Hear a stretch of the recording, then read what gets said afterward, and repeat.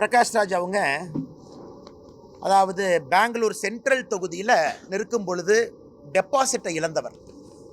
2019 தேர்தலில் பெங்களூர் சென்ட்ரல் தொகுதியில் அவர் போட்டியிட்டார். யார் எதிர்த்து போட்டியிட்டார்னா காங்கிரஸ் எதிர்த்து போட்டியிட்டார், பாரதிய ஜனதா கட்சி எதிர்த்து போட்டியிட்டார். அங்கே டெபாசிட்டை இழந்த ஒரு நடிகர் என்பதுதான் பிரகாஷ் ராஜ் அவர்களுக்கு அரசியல் இருக்கக்கூடிய அனுபவம். அதனால் நான் இருக்கின்றேன், நான் நிரந்தர எதிர்க்கட்சி, எந்த கட்சியாக இருந்தாலும் எதிர்க்கிறது மட்டும்தான் என் வேலை, இதெல்லாம் சொல்வதற்கு பேச்சு கேட்பதற்கு நல்லா இருக்கும். ஆனால் இன்னைக்கு லோக்கல் ஸ்டாண்டு என்ன, எதிர்ப்பதை மட்டுமே முழு நேர ஒரு விஷயமாக வைத்து ஒரு நடிகர், ஒரு நடிகனாக நாம் எல்லோரும் மதிப்பு மரியாதை அளித்திருக்கின்றோம். அதை தாண்டி அரசியல்ல அவருடைய குரலுக்கு நான் மதிப்பு மரியாதையும் அளிக்க விரும்பவில்லை. இதே பிரகாஷ் ராஜ் நடிகராக நீங்கள் கேளுங்க, நான் சொல்கிறேன், நல்ல ஒரு நடிகர், நிறைய கதாபாத்திரங்கள் பண்ணியிருக்கிறாங்க, அதில் தனிப்பட்ட முறையில் எந்த குற்றச்சாட்டும் நமக்கு இல்லை. அரசியலில் ஒரு அனுபவம் அவ்வளவுதான்.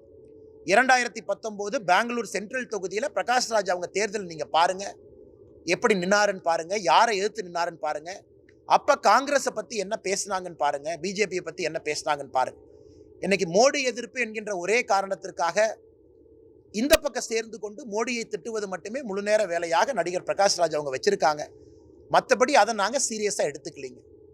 அதே நேரத்தில் பிரதமர் அவருடைய இன்டர்வியூ, உதாரணத்திற்கு பிரதமர் அவர்கள் இன்னைக்கு கிட்டத்தட்ட 40 தொலைக்காட்சி நிறுவனத்திற்கு மேலே இன்டர்வியூ கொடுத்துருக்காங்க. அதில் நமக்கு ஒரு பெருமை என்னென்னா, அந்த முதல் இன்டர்வியூவே தமிழ்நாடு சார்ந்த ஒரு தொலைக்காட்சியிலேருந்து ஆரம்பித்தாங்க. பாரம்பரிய உடையில் முதல் இன்டர்வியூ, பிரதமருடைய ஃபர்ஸ்ட் நேஷனல் இன்டர்வியூ இந்த எலெக்ஷன் டைமில் ஒரு தமிழ் ஊடகத்தை கொடுத்து தான் ஆரம்பித்தாங்க. ஸோ எல்லா இடத்துலையும் பேசுனாங்க. ஸோ பிரதமர் ஹிந்தியில் பேசுறது புரிஞ்ச விட்டவங்க எல்லாத்துக்குமே தெரியும்.